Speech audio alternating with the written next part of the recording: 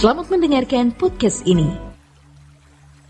Kita masih ada dalam pembahasan mengenai berduka cita.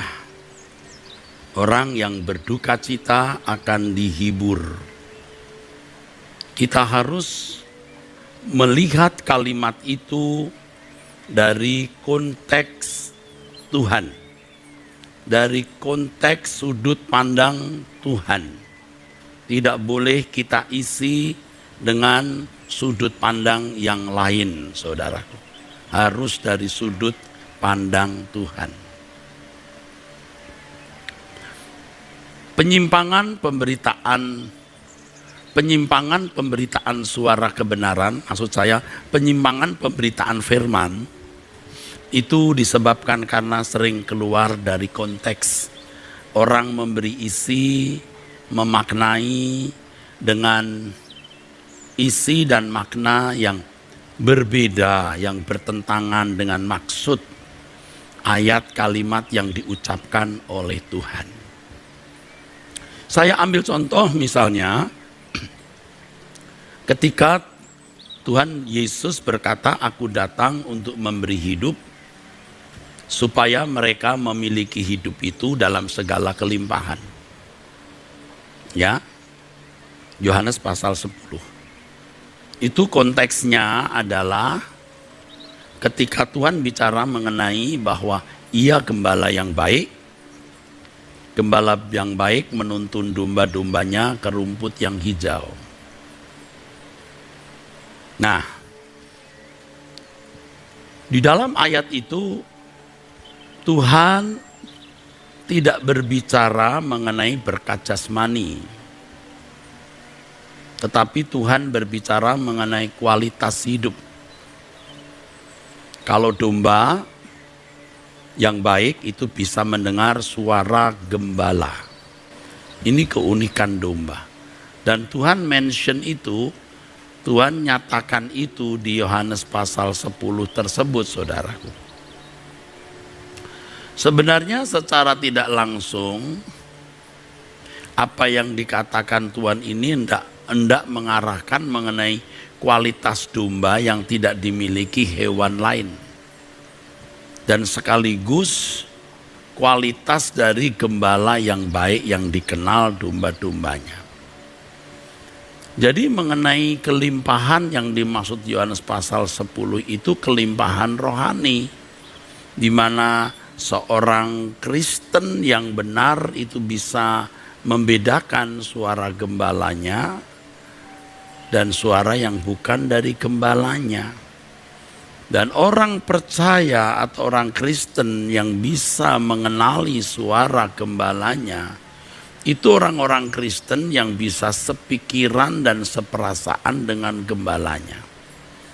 Kalau domba mendengar secara audible, sedangkan yang dimaksud orang Kristen bisa mendengar suara gembalanya itu suara di dalam batin, suara di dalam pikiran, bukan suara secara audible ini, saudaraku.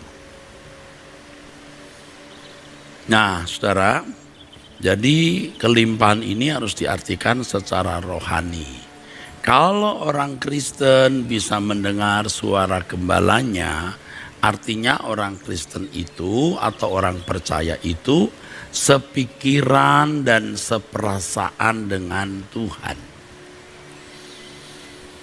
Jadi saudara-saudara, jangan saudara merasa kurang berkarunia karena tidak pernah mendengar suara Tuhan secara fisik, ya, secara harfiah. Jangan merasa kurang diperhatikan Tuhan karena tidak memiliki pengalaman-pengalaman yang ajaib, yang spektakuler, bisa mendengar suara Tuhan secara audible. Justru orang percaya harus bisa menangkap suara Tuhan di dalam batin dan hatinya, sehingga dia bisa membedakan mana yang baik, yang berkenan, dan yang sempurna. Nah, kita harus memaknai kalimat kelimpahan itu secara benar. Kalau melihat bahasa aslinya saja, kata kelimpahan itu bukan berarti banyak dalam arti jumlah, tapi tinggi dalam arti kualitas. Perison, perisos, jelas sekali. Dan kata hidup di situ bukan bios, tapi zoe, jelas sekali. Jadi kalau orang memaknai dan mengisi pengertian kata kelimpahan dengan berkat jasmani, berkat materi, berarti keliru, saudara, berarti salah, berarti menyimpang, saudara. Dan kalau terus-menerus begitu bisa sesat. Nah, demikian pula dengan kata berduka. Berbahagialah orang yang berduka cita karena mereka akan dihibur. Harus kita memaknai kata ini dengan benar, saudara. Manusia pada umumnya merasa berduka karena ada sesuatu yang kurang lengkap dalam hidupnya. Kurang lengkap itu bisa berhubung dengan kebutuhan-kebutuhan yang tidak terpenuhi. Kurang lengkap itu bisa berhubung dengan masalah-masalah yang menekan, menindis hidupnya sehingga ia merasa terpenjara oleh suatu masalah. Kurang lengkap itu juga bisa berarti suatu keadaan yang ia merasa tidak nyaman. Nah, biasanya duka cita yang dimiliki orang pada umumnya itu karena masalah-masalah pemenuhan kebutuhan jasmani itu. Baik makan minum, kesehatan dan lain-lain, saudaraku. Ya, merasa tidak lengkap karena tubuh cacat, tidak lengkap karena sakit dan lain sebagainya, ya. Nah, bukan duka cita dalam arti demikian, ya. Bukan duka cita dalam arti itu. Jadi saudara jangan keliru, saudara jangan salah, saudara. Bukan duka cita dalam arti demikian. Kalau mengajarkan kata duka cita secara keliru seperti itu atau memaknainya salah, itu bahaya sekali. Itu bisa penyimpangan.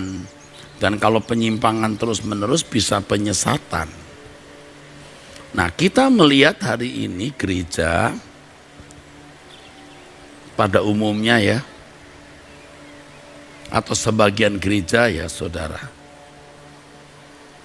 memperkarakan hal ini sebagai masalah utama.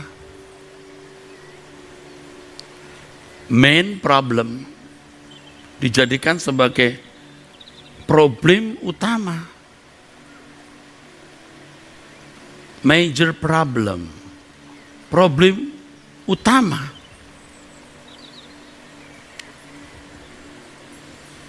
Maka kita sering mendengar ya promosi dari mimbar-mimbar gereja, janji-janji dalam bentuk doa dan harapan jemaat dibebaskan dari masalah, ya, yang sakit disembuhkan, yang lemah dikuatkan, ya, yang miskin diperkaya, yang punya problem dibebaskan dari problem. Bahkan tidak jarang saudara, seorang pendeta atau seorang worship leader berani berkata, kalau Anda keluar dari ruangan ini nanti pulang dari gereja, keadaanmu tidak sama seperti ketika engkau datang. Konteksnya bukan kehidupan rohani yang diubah oleh firman, tapi yang sakit telah mengalami kesembuhan. Lalu jemaat suruh tepuk tangan. Saudara, hutang-hutang saudara sudah dibayar oleh Tuhan, tepuk tangan. Pokoknya secara ajaib masalah bisa selesai. Ini sebenarnya penyesatan dan ini fatal saudara. Ini penyimpangan ya, maaf. Tapi kalau terus-menerus itu bisa menjadi penyesatan. Tetapi hal ini sudah menjadi tren saudara. Gereja telah tampil di tengah-tengah dunia menjadi semacam kontributor, ya, pendukung, penolong jemaat untuk masalah-masalah itu, masalah-masalah pemenuhan kebutuhan jasmani atau merasa tidak lengkap tersebut. Di sini sebenarnya Tuhan itu dijual, saudara. Tuhan dijual. Nanti biasanya ditambahi dengan ajakan, panggilan, himbauan untuk memberi persembahan. Ya. Persembahan, perpuluhan, buah sulung dan lain-lain. Sampai-sampai saudara pasti pernah mendengar, atau kalau belum pernah mendengar saya beritahu, gereja-gereja seperti ini konselernya waktu dia mengkonseling jemaat yang mengalami persoalan, pertanyaan sang konselor kepada konsili yang dikonseling, konseli namanya, Anda beri perpuluhan enggak? Itu bukan rahasia umum. Anda memberi perpuluhan enggak?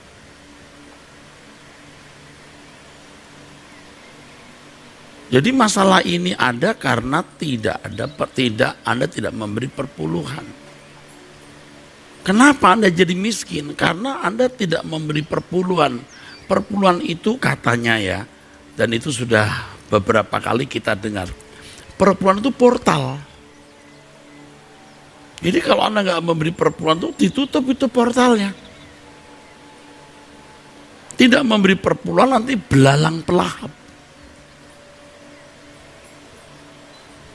Ini sebenarnya penipuan.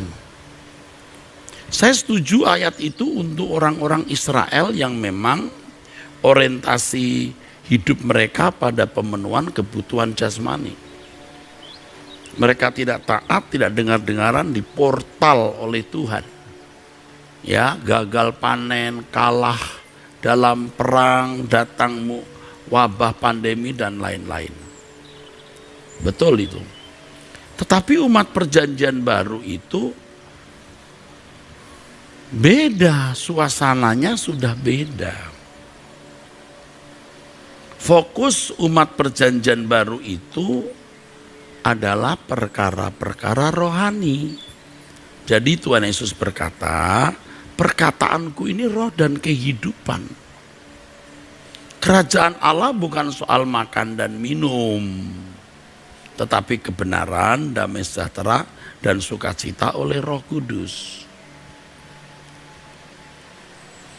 Kalau kita memperhatikan apa yang diajarkan Tuhan Yesus, tidak ada duniawinya sama sekali, saudara. Fokusnya itu kerajaan surga. Kumpulkan harta di surga, bukan di bumi. Bukan di bumi. Jadi bukan masalah-masalah kebutuhan fisik. Ya. Jangan sampai duka cita yang mestinya tidak perlu menggores hati kita, membelenggu pikiran jiwa kita, merusak suasana rohani yang mestinya dibangun. Sehingga tidak memberi tempat duka cita menurut kehendak Allah. Karena duka citanya itu beda. Ini paralel, ini sama dengan kalau orang memiliki kesenangan dunia, ya, kalau orang memiliki kesenangan dunia, saudara, maka dia tidak memiliki, dia tidak memberi ruangan yang baik, yang cukup untuk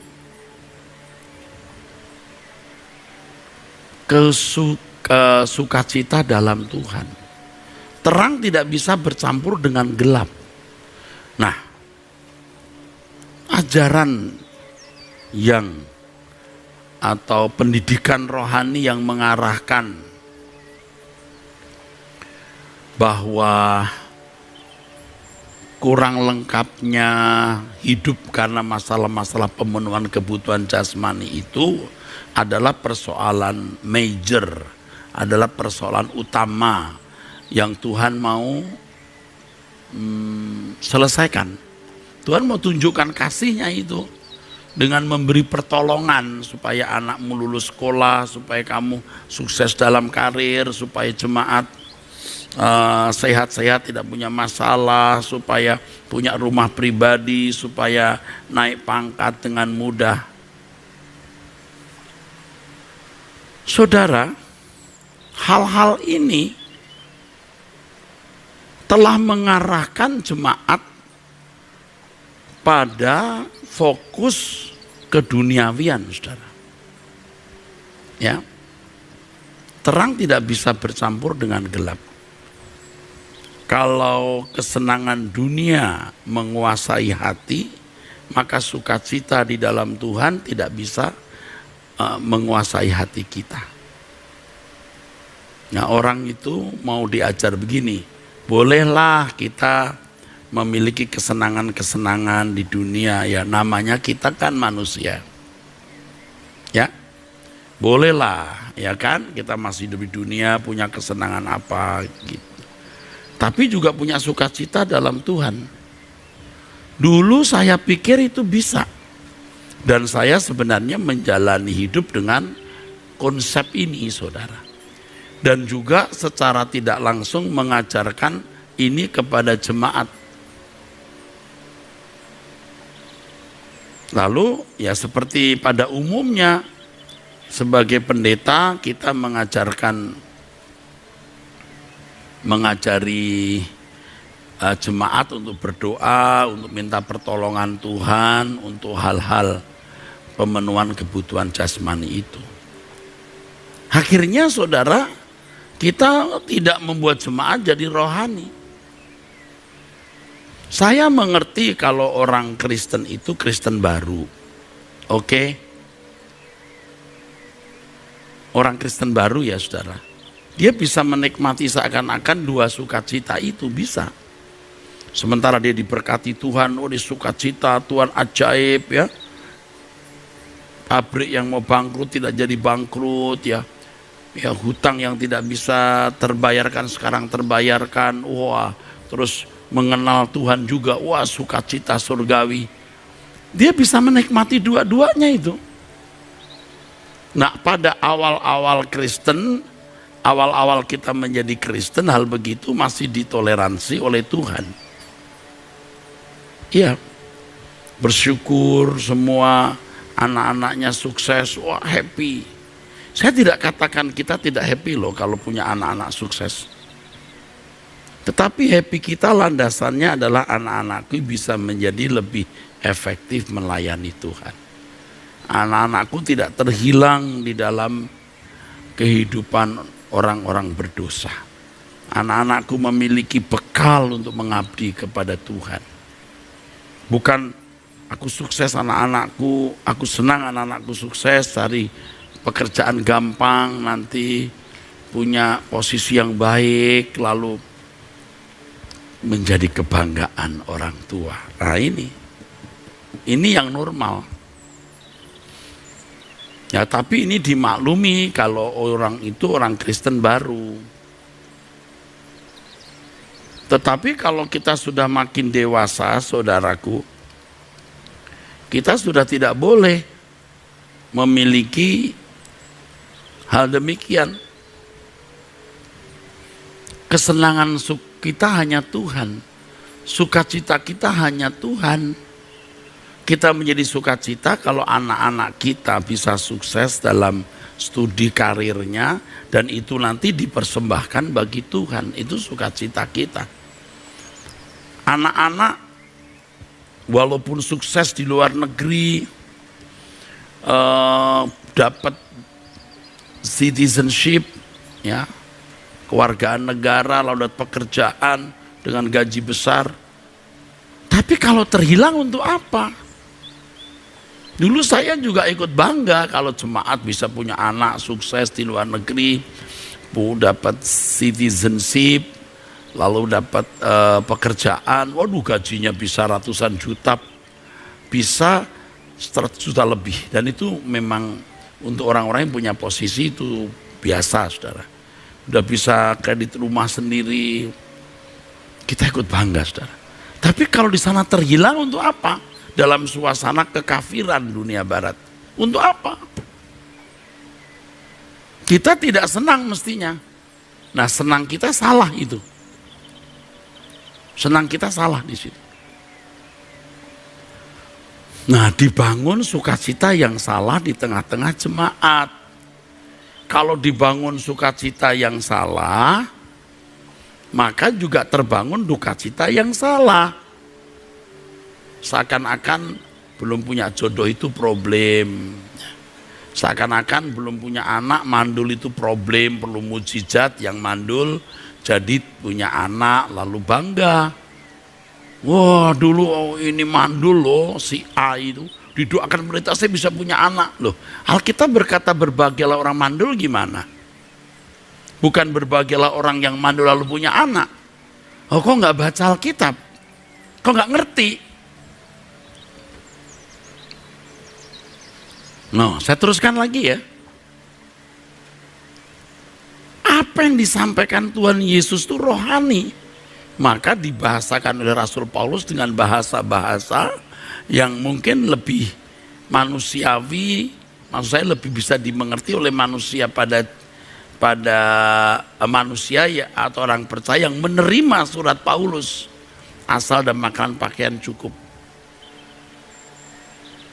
Kolose 3 ayat 1-4, pikirkan perkara yang di atas bukan yang di bumi, cari perkara yang di atas bukan yang di bumi. Ini kan bahasa lain dari kumpulkan harta di surga bukan di bumi. Dengan kalimat lain yang bisa lebih mengena atau mendarat di hati jemaat yang menerima surat Paulus. Tentu semua sumber kebenaran itu dari yang mulia Tuhan kita Yesus Kristus. Asal ada makanan pakaian cukup. Ya, bagiku hidup adalah Kristus dan mati adalah keuntungan. Itu. Baik kau makan atau minum atau melakukan segala sesuatu, lakukan semua untuk kemuliaan Allah. Itu yang benar. Hah? Kok sekarang jadi begini nih? Aduh, saudara, kita harus kembali kepada Injil yang sejati. Tadi jam 11 saya berkhutbah di kebaktian minggu pagi tadi jam 11 waktu Indonesia bagian Barat ya. Iblis itu bermanuver terus. Pada setiap zaman itu punya manuvernya. Ya, seperti virus itu mutasi. Jadi berdinamika juga itu iblis seiring dengan dinamika hidup manusia. Kalau gereja tidak melihat kehidupan Yesus, gereja ketinggalan. Iblis makin cakap, gereja masih bodoh. Makanya gereja-gereja runtuh. Orang-orang Kristen jadi hidup wajar sama seperti anak dunia. Contohnya di Eropa.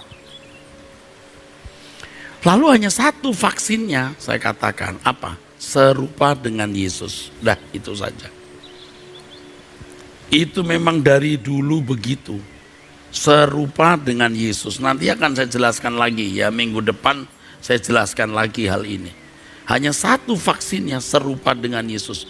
Jadi di sepanjang sejarah, ini kalau vaksin ini yang digunakan, iblis tidak bisa membunuh kita. Nah, serupa dengan Yesus apa? Serigala mempunyai liang, burung mempunyai sarang, anak manusia tidak memiliki tempat untuk meletakkan kepalanya. Melarat nggak itu? Makananku melakukan kehendak Bapa dan menyelesaikan pekerjaannya. Ada kesenangan nggak itu? Ini Kristen yang benar. Ini Kristen yang benar. Duh, ampun deh. Kristen yang benar ini malah sekarang dianggap ekstrim. Justru itu standar, itu yang normal.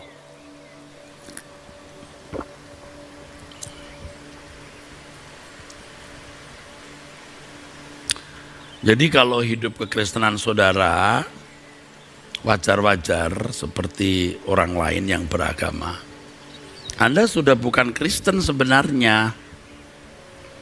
Anda cuma beragama Kristen, tapi bukan Kristen, karena Kristen itu seperti Kristus, saudara. Ya. Dan kalau keadaan saudara begitu, Anda bisa tidak dikenal Tuhan.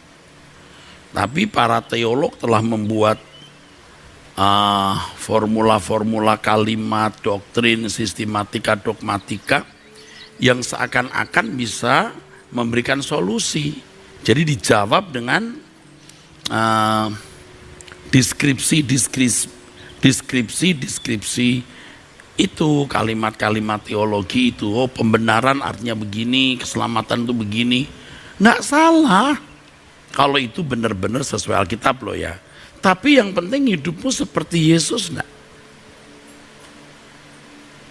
Saudara, saya setuju kita harus berteologi dengan benar. Tapi tolong deh kita jangan ngotot untuk hal yang tidak prinsip. Anda mau punya doktrin ikut siapa terserah deh. Tapi satu saja yang tidak boleh tidak harus kita miliki, serupa Yesus. Saya tidak membenarkan unitarianisme atau trinitarianisme ya saudara. Saya tidak mau ribut di sini. Tapi Anda mau unitas atau trinitas? Saya tentu punya prinsip sendiri. Saya bukan ikut-ikutan siapa-siapa. Tapi yang penting kamu serupa dengan Yesus ya. Itu ibu-ibu, mbok-mbok yang di ujung gunung sana yang ke gereja dan memiliki perilaku agung, nggak ngerti itu unitas trinitas, nggak ngerti apa itu yang namanya sanctification, justification, ordo salutis, nggak ngerti itu, nggak ngerti. Tetapi mereka belajar mengenakan kehidupan Yesus dalam hidup mereka. Nah, sekarang kalau fokus jemaat diarahkan kepada area pemenuhan kebutuhan jasmani yang tadi saya katakan, ada dari mimbar doa dan promosi ya, jalan keluar untuk masalah-masalah yang membuat jemaat tidak lengkap terkait dengan pemenuhan kebutuhan jasmani. Ini kan menyesatkan. Dan saya bukan mau menyerang siapa-siapa dengan tulus. Teologi kemakmuran itu benar-benar merusak kekristenan yang sejati. Benar-benar merusak. Memang tidak membuat orang Kristen jadi jahat, tapi meleset, saudaraku. Mestinya, saudara, seperti yang saya kemukakan di pertemuan terdahulu, kita lihat standar itu seperti Yesus. Ya, kalau kita melihat targetnya 100 meter, itu yang saya kemukakan minggu lalu, kita baru sampai 20 meter, kita duka cita, nggak lengkap. Mestinya 100 kok 20 loh. Nah kalau targetnya 10 meter, Anda mencapai 3 meter, maaf, kalau Anda memandang targetnya itu hanya 10 meter, padahal mestinya 100 ya, Anda sudah mencapai 9, wah udah lengkap. Anda sesat di situ. Kalau Anda misalnya tahu ya, Bogor dari Arta Gading ini, Mall Arta Gading ini, di mana saya menyampaikan firman ini, saudaraku, lantai 3 dan lantai 5. Jaraknya 60 km dari Mall Arta Gading, saudara. Kita baru sampai Cawang itu masih kita memiliki perasaan krisis. Waduh, kita baru 5 km nih, masih 55 km. Tapi kalau orang tidak mengerti, Bogor itu 60 km. Dia pikir 20 km. 20 km itu bukan Bogor, Cibubur. Lalu sudah sampai Cawang, wah dikit lagi 15 kilometer. Bukan 60 kilometer. Masih 55 kilometer. Apalagi kalau orang tidak tahu. Artinya orang tidak memiliki arah. Dia jalan ke arah Tanjung Priok mau pergi ke Tangerang. Dia lihat pemandangan kanan kiri. Dia happy. Wih bagus loh. Lewat Ancol. Wih bagus Ancol. Mampir dulu. Tangerang pun gak nyampe. Apalagi Bogor. Ini cerita, bukan cerita. Ini kisah benar. Satu kali kita bicara soal Bogor jadi ingat. Saya pergi ke Bogor dengan mahasiswa-mahasiswa. Waktu itu saya lupa ingat tahun berapa. Salah satu mahasiswi itu sok tahu lagi bilang, kita harus sampai Tangerang atau Cengkareng gitu. Kita harus sampai Tangerang, Cengkareng belum ya? Oh gitu. Loh ini Bogor. Aduh kamu sok tahu, ampun deh. Kita udah sampai Cengkareng belum ya? Loh ini kita ke Bogor. Bogor itu mesti lewat Cawang, Cibubur, terus Cilengsi, Cibinong, Citerep, apa. Kok ngomongnya kita udah sampai Cengkareng atau Tangerang gitu. Kita udah sampai Cengkareng atau Tangerang belum ya? Loh, nggak ngerti. Dia nggak tahu arahnya. Ya kita ketawa geli, pusing aja. Kita ke arah sana, Tangerang ke arah sana. Nggak nyambung. Tangerang ke arah barat ya. Terus Bogor ke arah selatan ya. Nggak nyambung. Nah kalau orang diarahkan pada pemenuhan kebutuhan jasmani lalu secara tidak langsung diisyaratkan, hidupmu nggak lengkap loh kalau belum punya anak. Hidupmu belum diberkati loh kalau kamu belum punya jodoh. Ini namanya kutuk lajang. Harus diputuskan kutuk lajang itu. Nah ini kan menyesatkan secara tidak langsung. Jadi kalau tidak punya jodoh rasanya, waduh. Gak punya anak itu, waduh. Padahal berbahagialah orang yang mandul. Bagaimana itu saudaraku? Lalu bangga kalau sampai mendoakan orang, lalu orang sampai berdapat jodoh. Terus si jemaat bisa berkata, memang pendeta saya ini, wah dia sakti sekali loh. Saya didoakan hari Minggu, Seninnya saya dapat jodoh. Dia pikir beli pisang goreng. Aduh ampun deh. Aduh. Loh tentu dalam pengalaman pelayanan saya juga sudah melihat dalam tanda kutip mujizat semacam itu. Bisa. Yang kandungannya satu dibuang, tinggal satu pun juga harus dibuang. Didoakan ternyata bisa punya anak. Wah ini kan juga mujizat. Itu diverifikasi dengan film loh. Iya. Diverifikasi. Ya, di ronsen padahal. Iya. Mesti sudah rusak. Itu entah tahun berapa itu. Pernah ngalamin itu. Tapi bukan sesuatu yang penting itu saudara. Ya. Duka cita kita itu mestinya bukan pada hal-hal tersebut.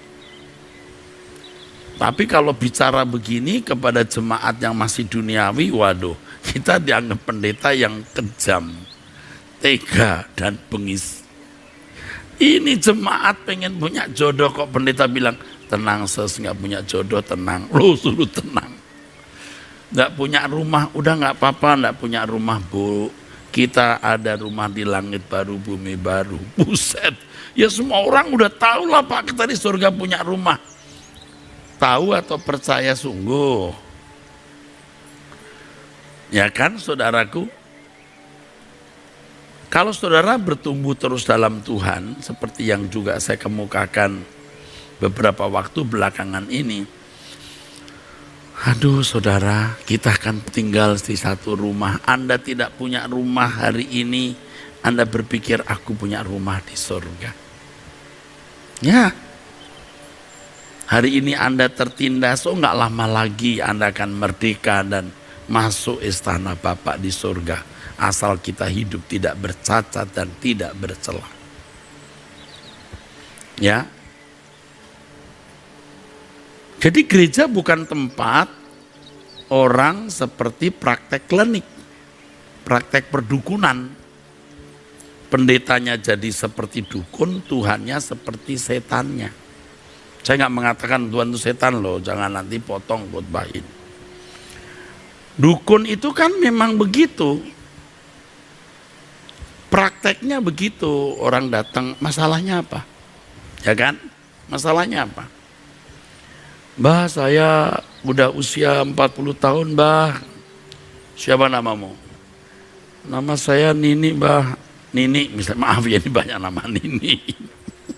Sorry, namanya kasih nama apa lah gitu ya. Nama Nini banyak ya. Staf saya juga ada namanya Nini lagi. Mau apa? Saya mau jodoh, Mbah. Ya udah. Nanti yang lain. Mau apa? Oh, sorry Mbah, saya ini buka restoran sudah 2 bulan, 3 bulan kok sepi ya Mbah. Oh ya gampang. Mestinya kalau dukun itu pintar gini, ini COVID. Jadi harus mengerti. Orang juga tidak suka makan di luar mungkin. Ya gitulah ya. Ada protokol kesehatan ketat. Tapi enggak peduli nih dukun. Ini, kamu ambil pasir depan rumahnya Mbah nih. Kamu kerutuki hidup.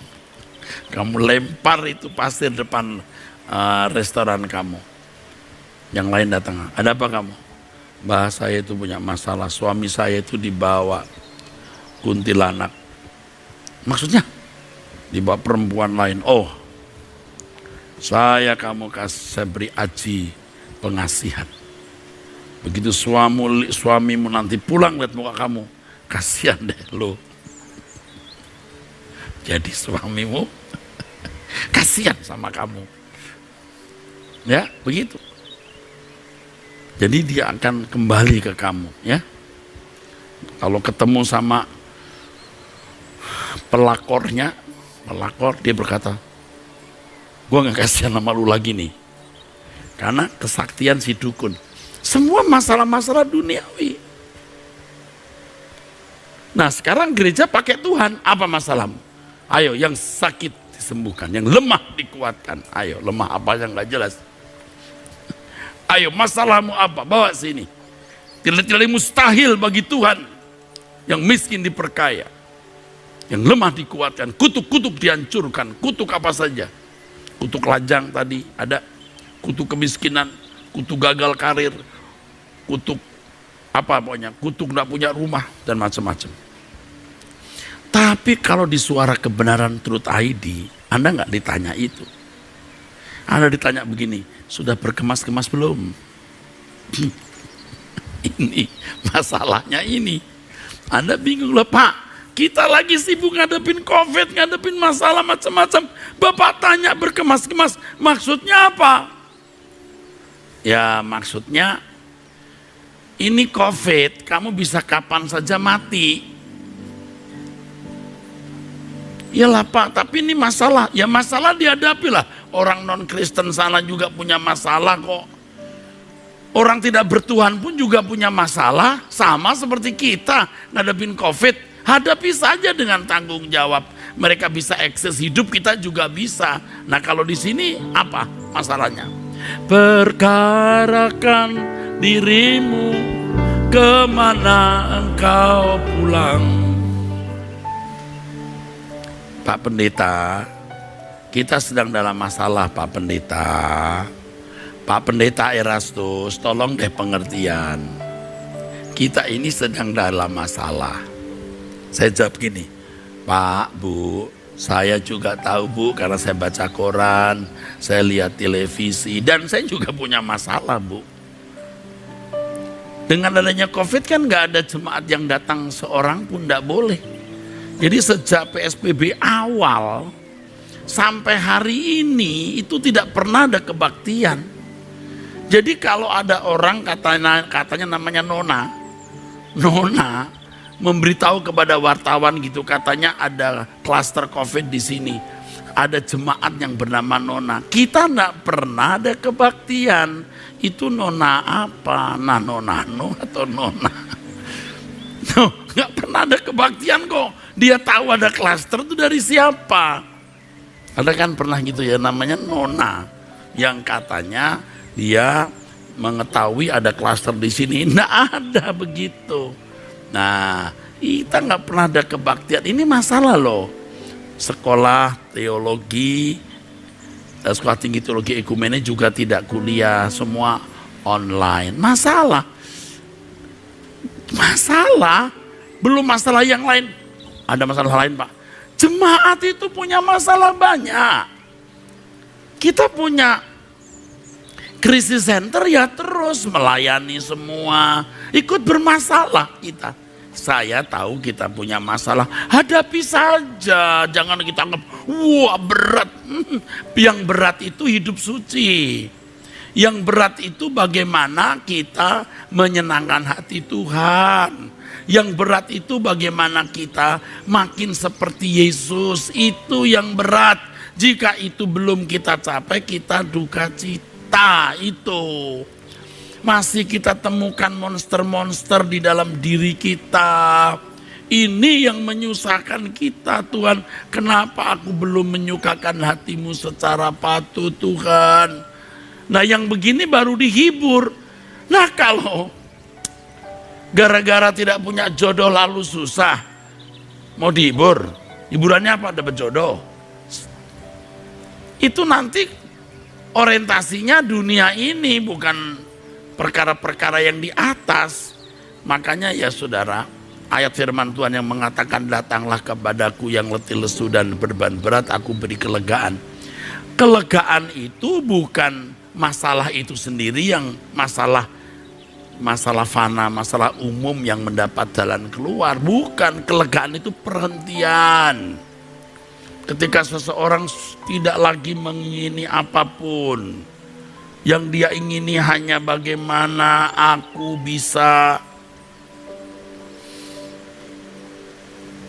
menyenangkan hati Tuhan.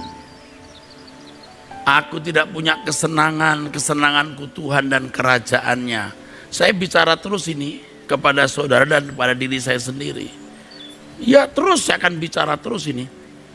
Kesenangan kita hanya Tuhan dan kerajaannya saja, saudaraku. Kalau tidak begitu meleset kita, ada yang salah dalam hidup kita, saudaraku. Makanya saya ajak saudara mencari Tuhan. Amin. Tuhan memberkati.